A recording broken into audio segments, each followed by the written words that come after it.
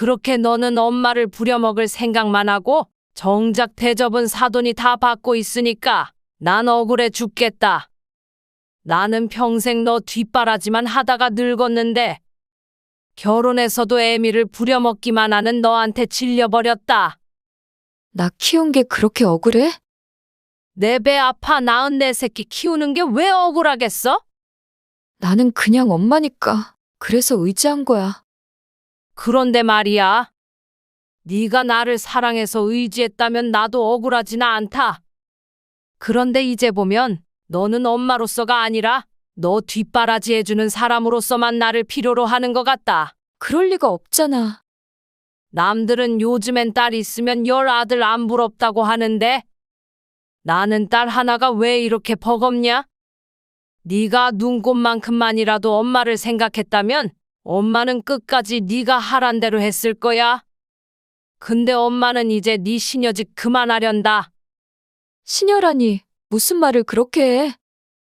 돈도 잘난 니네 시어머니한테 빌려달라 그래라? 엄마, 내가 기댈 곳이 친정밖에 더 있어? 왜 시어머니랑 비교를 해? 엄마도 이제 주기만 하는 사랑에 지쳤어. 그렇게 어머니는 딸을 뒤로 한 채 걸음을 옮겼습니다. 딸이 애타게 어머니를 불렀지만 뒤돌아보지 않았습니다. 어머니, 올해 70세가 된 이명순 씨입니다. 딸은 올해 35세 김여선. 임 씨는 딸과 연을 끊기로 다짐합니다. 속이 쑤시고 괴롭지만 더 이상 이런 일방적인 관계는 자신의 삶을 더욱 괴롭게 할 뿐이라는 것을 깨달았죠. 임 씨는 누구보다도 자신의 딸을 사랑했습니다. 진심을 다해 딸을 위해서라면 목숨도 내놓을 수 있었습니다. 하지만 너무 사랑한 것이 자신과 딸의 관계에 독이 된 듯했습니다. 어쩌면 오래전부터 느끼고 있었지만 애써 외면하고 있었던 것일 수도 있겠죠. 임 씨는 30대의 딸 김여선을 낳았습니다. 결혼한 지 8년 차에 어렵게 갖게 된 딸이었죠. 하지만 시어머니도 남편도 크게 기뻐하진 않았습니다. 그 시절에 대부분 그랬듯이 아들이 최고였고 딸을 낳으면 죄인 취급을 받았었죠. 임 씨도 마찬가지였습니다. 너는 어떻게 된 게 남들 잘만 낳는 아들 하나 못 낳냐? 옆집만 하더라도 벌써 아들만 셋이라더라. 나는 셋까지는 바라지도 않아. 하나만이라도 있어야지 아들은. 얼른 둘째 가질 생각이나 해라. 몸을 풀자마자 임 씨가 시어머니에게 들은 말이었습니다. 그 뒤로도 귀에 딱지가 않도록 들었던 말이었지만 시어머니의 소원은 끝까지 이루어지지 않았죠. 그렇게 노력했는데도 8년 만에 겨우 생긴 딸이었습니다. 둘째라고 순탄하게 가질 수 있을 리가 없었습니다. 저건 왜 고추도 못 달고 태어나서는. 임 씨의 딸 여선도 할머니에게 늘상 듣는 말이었죠. 시어머니는 돌아가시는 그날까지 아들 노래를 부르시다가 가셨습니다. 그래도 임 씨는 딸 여선을 낳은 것을 후회해 본 적이 단 한 번도 없었습니다. 자신의 삶을 충만하게 해준 딸을 너무나도 사랑했습니다. 그렇게 구박받던 세월이 무색하게도 지금은 딸 있는 것이 부러움을 사는 일이 되었습니다. 언니는 정말 좋겠어? 요즘처럼 딸 가진 사람을 부러워해 본 적이 없는데.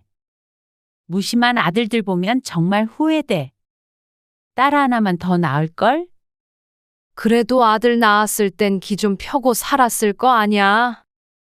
임 씨가 웃으며 대꾸하자 가까이 지내는 이웃 동생이 대답했습니다. 그건 그렇지. 그래도 말이야. 그런 말 들어봤어? 딸 둘이면 금메달이고, 뭐 아들 딸 하나씩 낳으면 은메달? 그리고 뭐냐, 아들 둘이면 목메달이라잖아?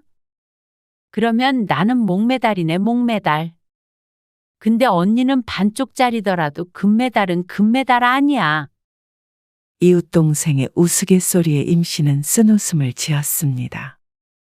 임 씨는 속으로 생각했습니다. 딸을 낳든 아들을 낳든 자식이 있으면 무조건 목매달이 아닌가 하고요. 옛날 같았으면 딸 자랑을 늘어놨을 텐데 임 씨는 침묵을 지켰습니다. 그때 임 씨의 휴대폰이 울렸습니다. 누구야? 딸이네. 거봐. 우리 아들들은 내가 먼저 하기 전에는 전화도 안 해. 딸은 이렇게 살갑잖아. 임 씨가 전화를 받지 않고 바라만 보고 있자 이웃 동생이 말했습니다. 언니, 왜 안 받아? 전화 끊어지겠다. 임 씨는 딸의 전화를 받기가 망설여졌습니다. 용건은 보나마나 뻔했습니다. 2시간쯤 흐르는 뒤 임 씨는 딸 여선의 집에 와 있었습니다. 딸과 사위는 출근한 낮 시간입니다. 문을 열자마자 펼쳐진 광경에 한숨부터 새어나왔습니다. 아무리 바빠도 집이 꼴이 이게 뭐야. 애도 있는 집에서. 그렇지만 오히려 애가 있으니 쫓아다니면서 치우려면 힘들기야 하겠다는 생각을 합니다. 신발을 벗고 들어가서 제일 먼저 한 일이 고무장갑을 끼는 일이었습니다. 산처럼 쌓여있는 그릇, 후라이팬, 냄비들. 요리를 할래야 할 수 있는 환경이 아니었죠. 어휴, 이래선 어떻게 밥을 해 먹는다는 건지 그때그때 설거지를 해놔야지. 투덜거리면서도 분주한 손놀림은 멈추지 않습니다.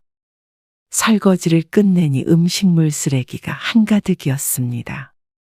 냉장고도 열어보았더니 유통기한이 한참 지한 음식들, 아니 음식물 쓰레기들이 냉장고를 꽉 채우고 있었습니다. 임 씨는 익숙한 듯 냉장고를 정리해 나갔습니다. 솥단지만큼 큰 냄비 안에 음식물을 때려 넣고 낑낑거리며 분리수거장으로 향했습니다. 돌아와서는 거실을 쓸고 닦고 소파 위에 쌓여있는 빨래까지 정리해서 넣어놓으니 3시간이 훌쩍 지나가 있었습니다. 애구머니나. 시간이 벌써 이렇게 됐어? 임 씨는 다급히 고무장갑을 벗고는 1층으로 뛰듯이 내려갔습니다. 아파트 단지 앞 버스 정류장에 도착하고 얼마 안 돼서 노란 버스가 임 씨 앞에 섰습니다. 3살 된 임 씨의 손녀딸 황수연이 어린이집에서 돌아오는 시간이었죠. 생일이 늦어 아직 2돌이 안 된 손녀가 임 씨의 품에 안겼습니다. 오늘 회식 때문에 늦는다는 딸과 사위를 대신해 오늘 저녁 임 씨가 돌봐야 했습니다.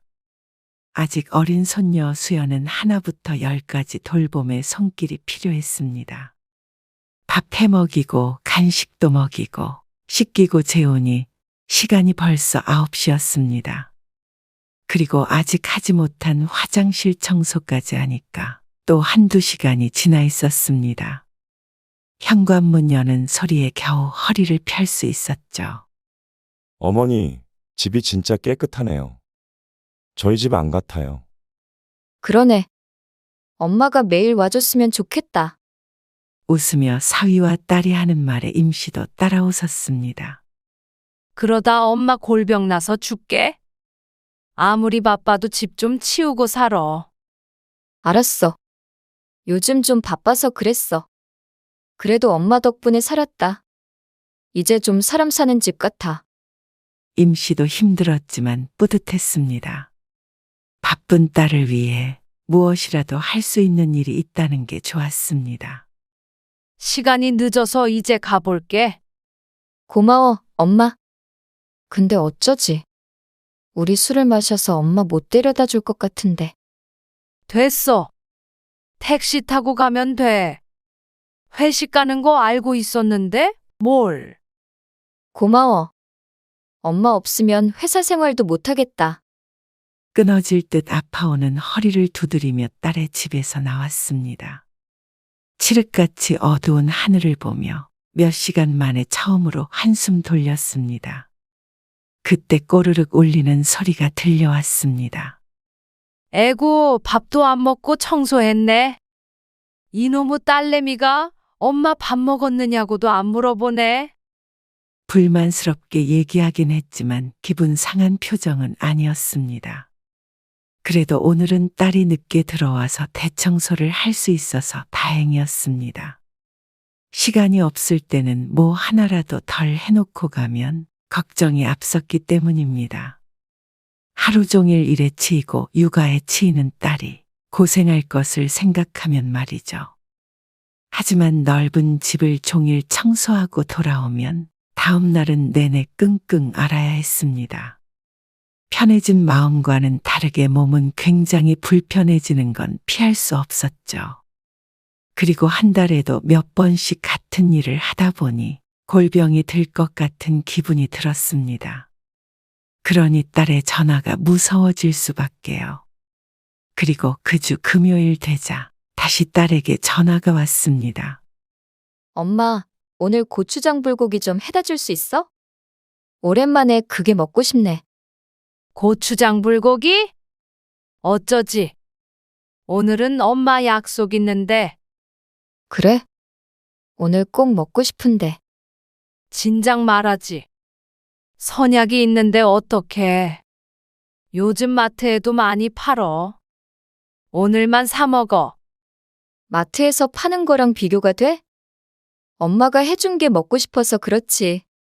아쉬워하는 딸의 목소리에 임씨는 망설였습니다. 한숨을 쉬면서도 딸이 자신이 해준 음식을 꼭 먹고 싶다고 하는 게 내심 기분이 좋았습니다. 아휴. 알았다. 오늘 해서 가져다 줄게. 수연이도 내가 데리고 들어갈까? 그래주면 진짜 고맙지, 엄마. 딸과 전화를 끊고도 아직 휴대폰을 내려놓지 못했습니다. 어쩌지? 오늘 못 만날 것 같은데. 우리 딸이 급한 일이 있다고 해서. 미안해. 다음에 내가 한턱 쏠게. 딸밖에 모르는 바보라고 한 소리 듣고 나서야 전화를 끊을 수 있었습니다. 서둘러 장을 봐와서 딸이 먹고 싶다는 고추장 불고기도 하고 다른 반찬들도 몇 가지 만들었습니다. 며칠 전에 갔을 때 상한 음식들을 다 버리니 냉장고가 텅 비어버렸으니까요. 요리에 영 재주가 없는 딸이 또 배달 음식으로 때울까봐 신경 써서 반찬을 만들었습니다. 그리고 나서 어린이집이 끝나는 시간에 늦지 않게 서둘러 택시를 타고 딸의 집으로 향했습니다. 손녀 수연이를 데리고 들어가서 또 청소를 하고 냉장고 정리도 하니 8시 가까운 시간에 딸이 퇴근했습니다. 엄마 와 있으니까 일 조금 더 하고 왔어. 내일 주말이라 푹 쉬게. 수연이 아빠는 오늘 친구들 만난다고 늦는데. 얼른 씻고 와서 저녁 먹어. 딸의 말처럼 내일은 토요일이기에 임씨는 내심 딸과의 시간을 기대하고 있었습니다. 저녁에 같이 식사도 하면서 맥주도 한 잔 함께 하고 싶었습니다. 그리고 하룻밤 자고 갈 준비도 하고 왔고 말이죠. 밥 안 먹을래. 너무 피곤해서 그냥 씻고 자고 싶어. 엄마는 저녁 먹어. 아니야.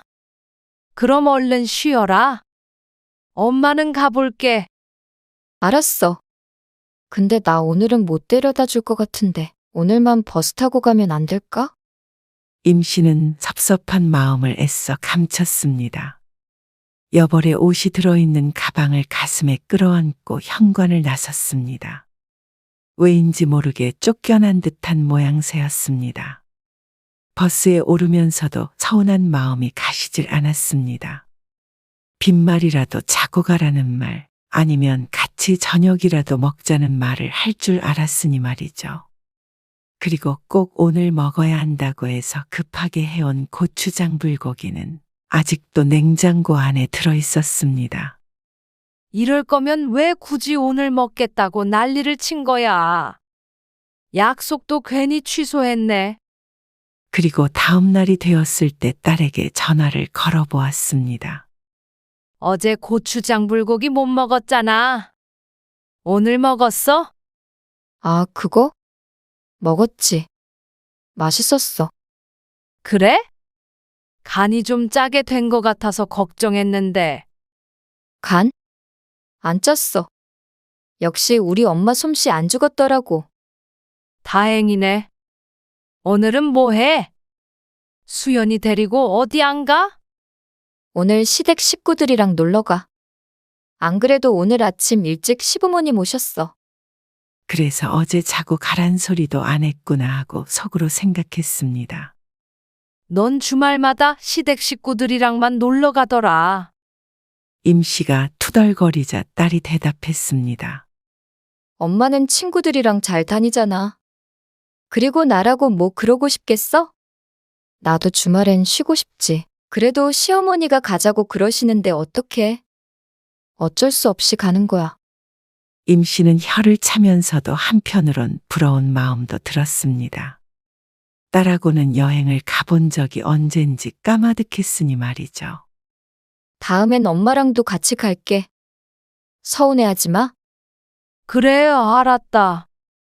알았다고 대답하면서도 임씨는 딸이 빈말을 한다고 생각하고 흘려들었습니다. 하지만 정말 한 달쯤 뒤에 딸이 임씨에게 강원도로 여행을 가자고 했을 때는 깜짝 놀랐습니다. 정말? 엄마도 데리고 가는 거야? 그렇다니까. 수연이 아빠랑 수연이랑 엄마랑 나랑 이렇게 넷이서 1박 2일로 갔다 오자. 그 말을 듣자마자 들뜬 기분을 감출 수 없었습니다. 그래서 여행 날이 올 때까지도 소풍 가는 어린아이가 된 것 같았습니다. 여행 당일이 되어 바다에 도착했을 때까지도 얼떨떨했죠. 엄마 유모차 좀 밀어줘. 딸은 사위와 함께 손을 잡고 해변을 거닐었습니다. 뒤에서 바라보는데 보기가 좋아 흐뭇한 웃음이 나왔습니다. 수연이는 할미랑 같이 바다 구경하자. 유모차를 조금 밀고 앞으로 가자. 수연이도 걷고 싶었는지 내려달라며 떼를 썼습니다. 여선아, 수연이 꺼내줘도 되니? 저 멀리 걷고 있는 딸에게 묻자 딸이 고개를 저었습니다. 옷과 신발이 더러워진다며 차라리 안아주라고 말이죠. 애도 모래사장도 걷게 해야지. 참. 그러면서도 임씨가 수연이를 안아들었습니다.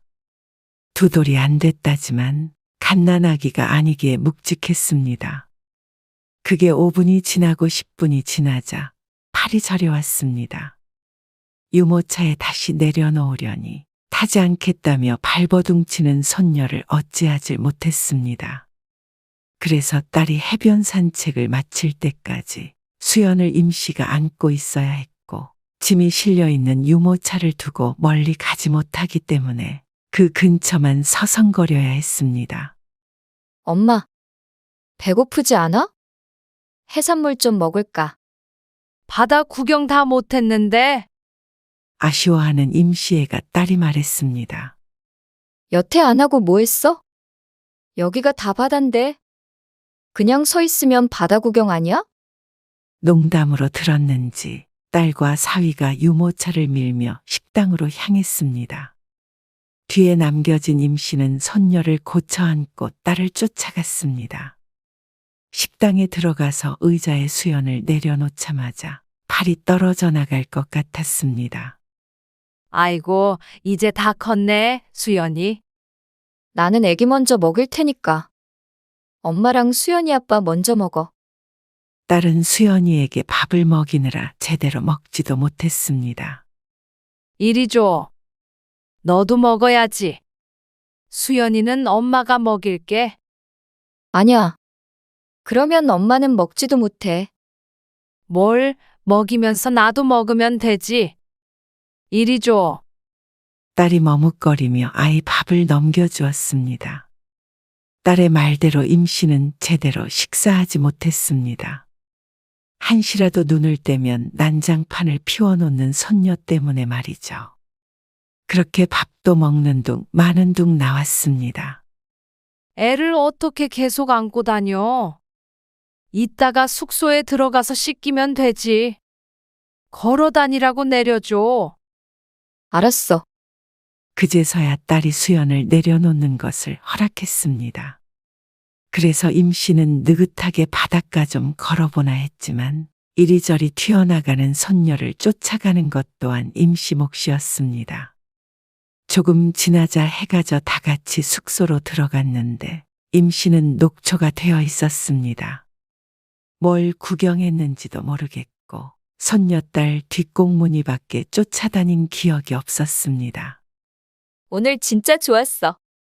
오랜만에. 그치? 딸이 하는 말에 임 씨가 웃었습니다. 그래, 너라도 즐거운이 됐다. 뭐? 엄마는 재미없었어? 엄마 바다 좋아하잖아. 아니야. 재미있었어. 아이를 재우고 맥주 한 잔 마시자는 딸의 말에 평소에는 좋아했겠지만 오늘은 그럴 기운이 남아있지 않았습니다. 나는 일찍 자련다. 얼른 침대에 몸을 눕히고 싶었습니다. 그러면 수연이랑 수연이 엄마랑 어머니랑 셋이서 큰 침대에서 주무세요. 저는 여기 간이 침대에서 혼자 잘게요. 사위의 말에 임 씨는 손녀딸 옆에 누웠습니다. 피곤했는지 눕자마자 잠에 빠져들었습니다. 잠자리가 바뀐 탓인지 설핏 잠에서 깼는데 아직 불이 꺼지진 않은 상태였습니다. 몸을 일으키려고 하는데 딸과 사위가 두런두런 대화를 나누는 소리가 들려왔습니다.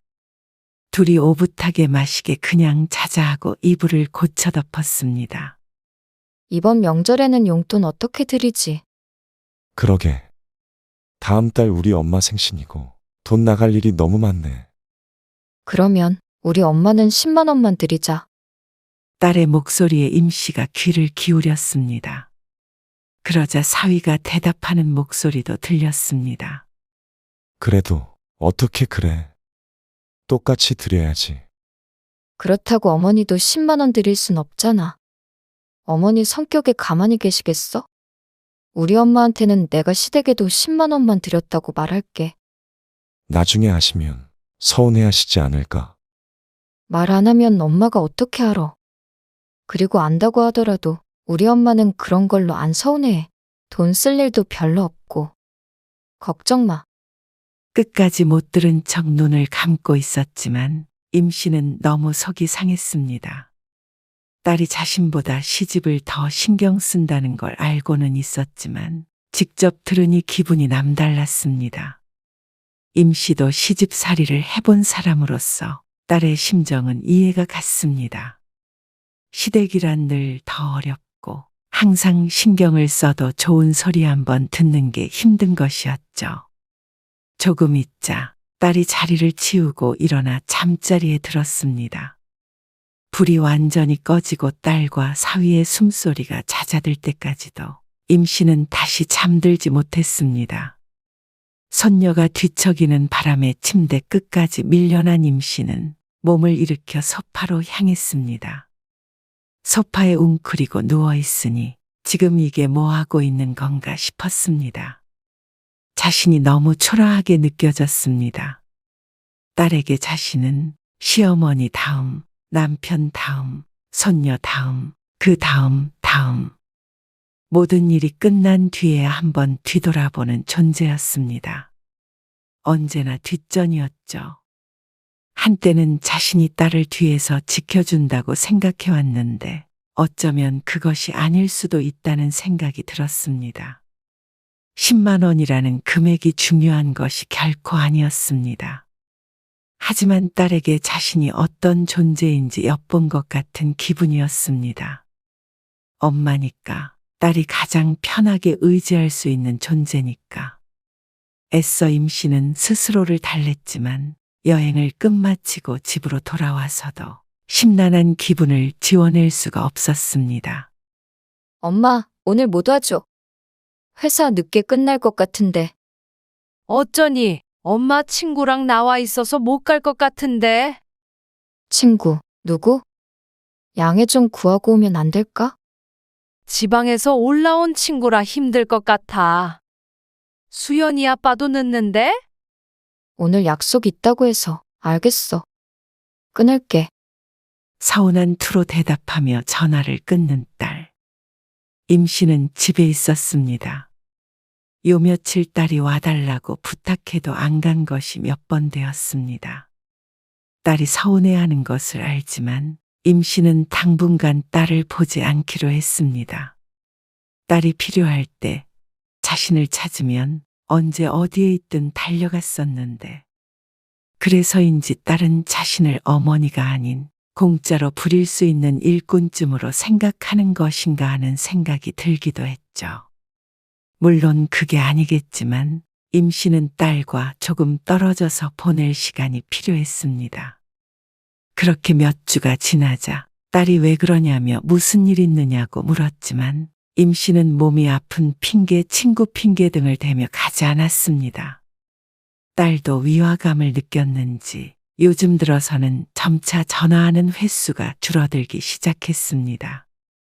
그러던 어느 날 주말이었습니다.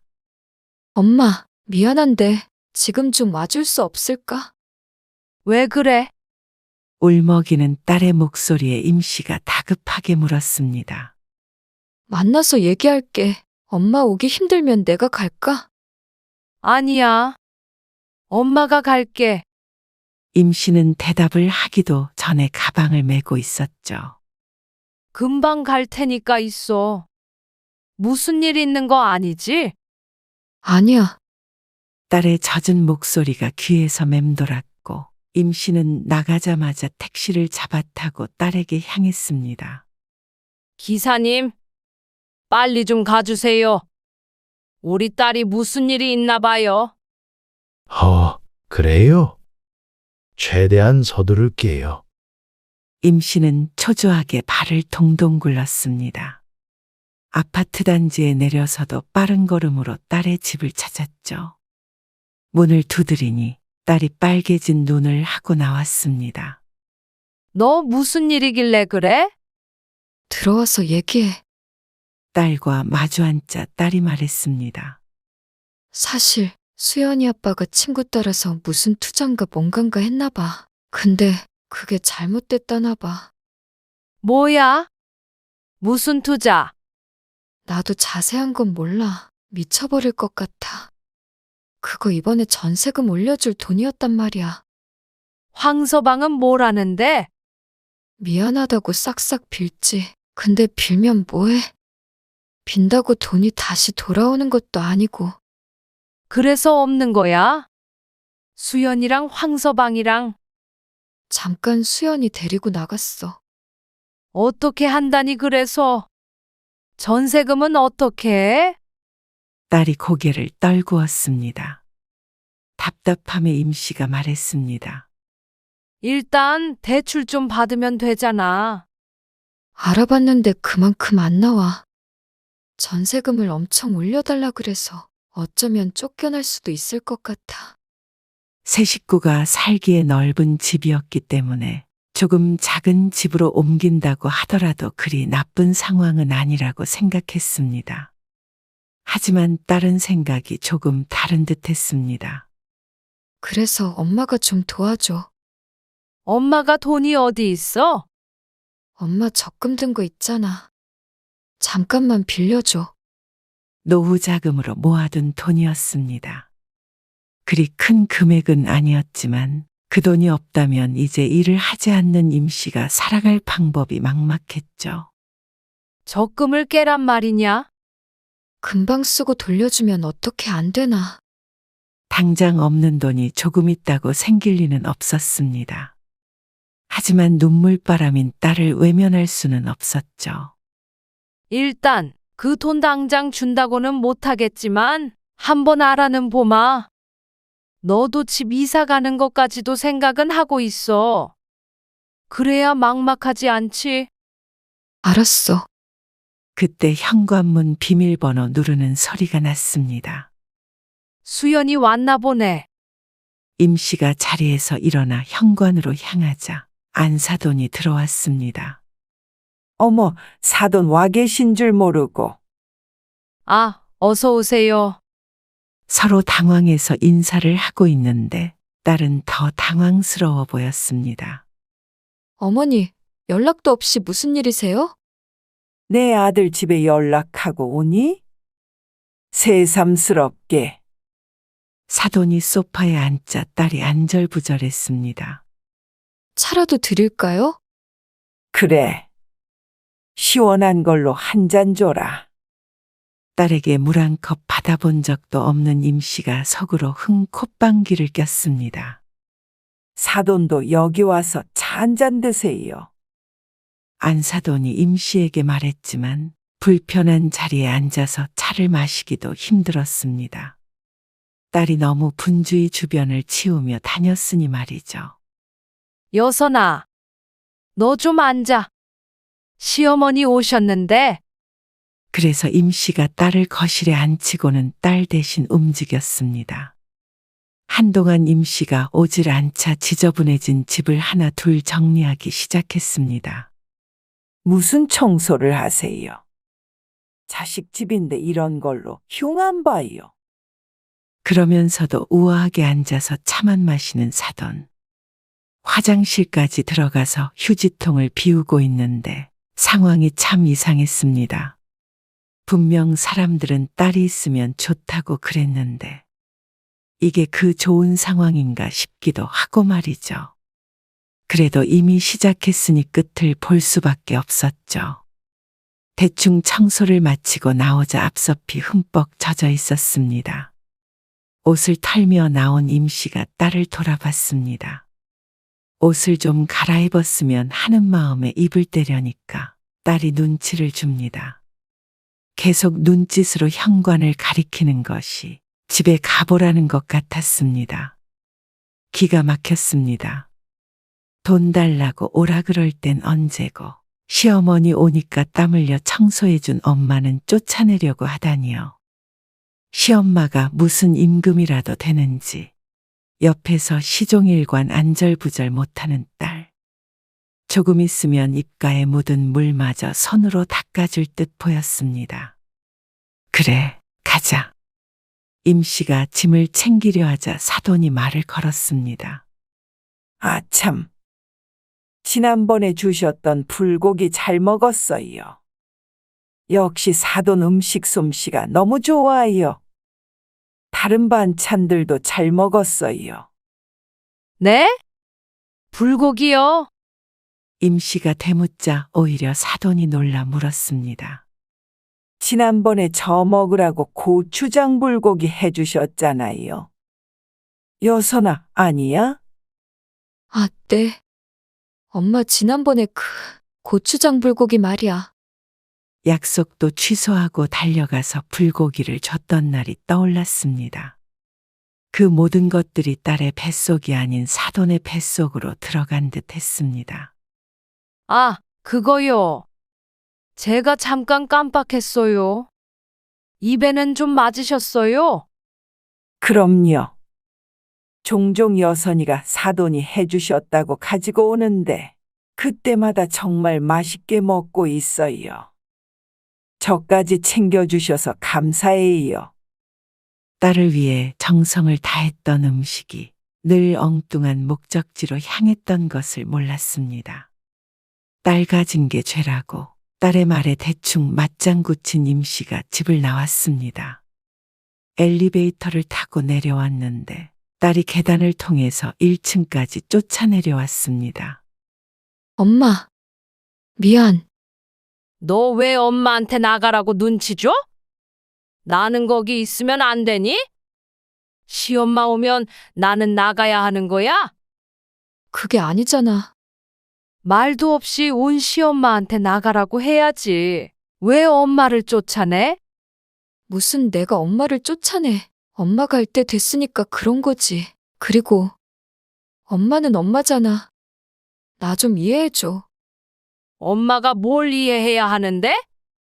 엄마는 딸이 곤란한 게 좋아?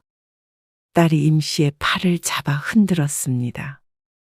이쯤에서 알았다고 하고 돌아서야 하는데 임씨는 멈추지 않고 딸에게 따졌습니다. 엄마가 있는 게 왜 너 곤란한 일인데? 그리고 너는 왜 엄마가 해준 음식 사돈 준다고 말도 안 해? 엄만 너 먹는 줄 알았어. 사돈 드린다고 했어도 해줬을 텐데. 왜 거짓말을 해? 그게 아니라 내가 먹는다고 해야 엄마도 기분 좋게 만들지. 그걸 아는 애가 넌 먹지도 않고 다 시엄마한테 줘? 다는 아니고 내가 먹은 적도 있어. 아무튼 미안해. 내가 네 시엄마 반찬에다 바치는 시녀야? 아니다. 사돈네 시녀가 아니라 내가 네 시녀인가 보다. 그렇게 부려먹을 생각만 하고 정작 대접은 사돈이 다 받고 있으니까 억울해 죽겠다. 나는 평생 너 뒷바라지만 하다가 늙었는데 결혼해서도 애미를 부려먹을 생각만 하는 너한테 질려버렸다. 그러자 딸도 표정을 굳히고 대꾸했습니다. 나 키운 게 그렇게 억울해? 내 배 아파 낳은 내 새끼 키우는 게 왜 억울하겠어? 나는 그냥 엄마니까. 그래서 의지한 거야. 그런데 말이야. 네가 나를 사랑해서 의지했다면 나도 억울하지나 않다. 그런데 이제 보면 너는 엄마로서가 아니라 너 뒷바라지 해주는 사람으로서만 나를 필요로 하는 것 같아. 그럴 리가 없잖아. 남들은 요즘엔 딸 있으면 열 아들 안 부럽다고 하는데 나는 딸 하나가 왜 이렇게 버겁냐? 네가 눈곱만큼만이라도 엄마를 생각했다면 엄마는 끝까지 네가 하잔 대로 했을 거야. 근데 엄마는 이제 네 시녀짓 그만하련다. 무슨 말을 그렇게 해? 돈도 잘난 니네 시어머니한테 빌려달라 그래? 내가 기댈 곳이 친정밖에 더 있어? 왜 시어머니랑 비교를 해? 엄마도 이제 주기만 하는 사랑에 지쳤어. 그렇게 임 씨는 뒤돌아섰습니다. 딸은 시어머니가 있어 차마 임 씨를 쫓아오진 못하고 계속해서 전화를 걸었지만 임 씨는 전화기를 꺼버렸습니다. 당분간은, 아니 앞으로는 딸에게서 오는 전화는 받지 않기로 결심했습니다.